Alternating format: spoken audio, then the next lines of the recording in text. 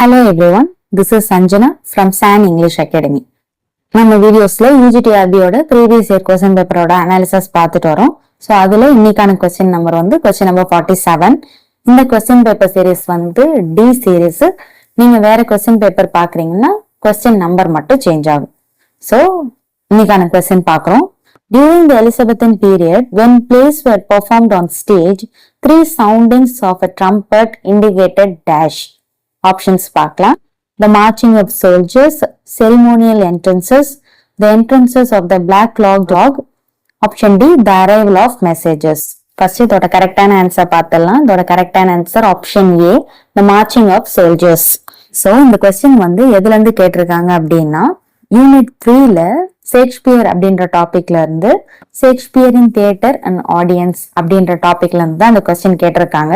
இங்க during the Elizabethan period அப்படின்றது Elizabethan period யார குறிக்குதுன்னா ஷேக்ஸ்பியரை தான் குறிக்குது. 3 சவுண்டிங்ஸ் ட்ரம்பெட்டை 3 முறை வாசிச்சா அது என்ன மீனிங் அப்படின்றதான் அந்த கொஸ்டின்ல கேட்டிருக்காங்க. த மார்ச்சிங் ஆஃப் சோல்ஜர்ஸ் அப்படின்றதான் அதோட கரெக்ட் ஆன்சர். இது இந்த ஹிஸ்டாரிக்கல் பிளே, வார் பிளே அதெல்லாம் நிறைய பப்ளிஷ் ஆச்சு எலிசபெத்தன் பீரியட்ல.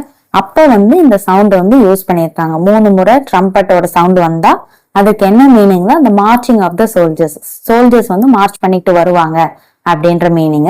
ஏன் பிற ஆப்ஷன்ஸ் எல்லாம் தப்பு அப்படின்னு சொன்னா செரிமோனியல் என்ட்ரன்சஸ்க்கு மியூசிக் இல்லைன்னா வேற ஏதாவது விஷயத்தான் யூஸ் பண்ணிருக்க முடியும். ஸோ ட்ரம்பெட் செரிமோனியல் என்ட்ரன்ஸ்க்காக யூஸ் பண்ணல. செரிமோனியல் என்ட்ரன்ஸ் அப்படின்னா ஒரு மேரேஜோ இல்ல காமெடி பிளேஸ்ல வர ஏதாவது ஒரு சீனுக்கோ அதுக்கெல்லாம் இந்த மியூசிக் யூஸ் பண்ணல.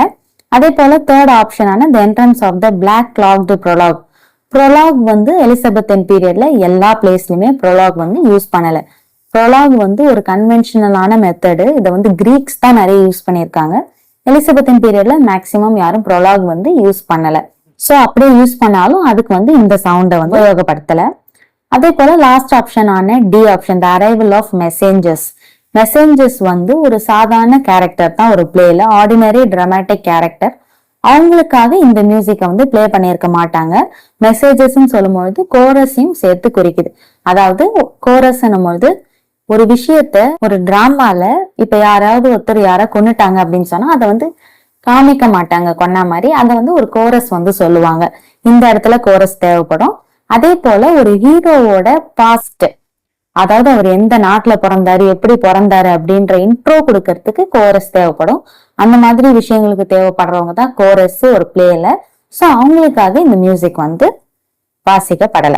So during the Elizabethan period, when plays were performed on stage, 3 soundings of trumpet indicated the marching of the soldiers. So இந்த கொஸ்டினோட அனாலிசிஸ் உங்களுக்கு எந்த அளவுக்கு யூஸ்ஃபுல்லா இருந்தது அப்படின்றத உங்களோட கமெண்ட் செக்ஷன்ல சொல்லுங்க. நம்ம சேனலுக்கு சப்போர்ட் பண்ணுங்க. தேங்க்ஸ் ஃபார் வாட்சிங் த வீடியோ.